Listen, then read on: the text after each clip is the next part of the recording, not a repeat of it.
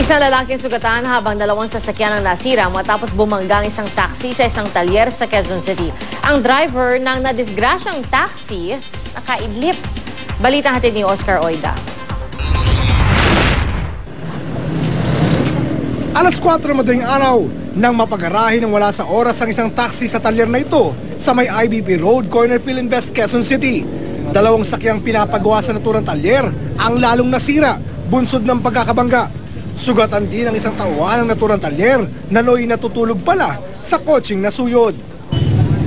Nagulat ako, biglang may sumabog lang sa Akala ko doon ako pinulot sa sa dulo.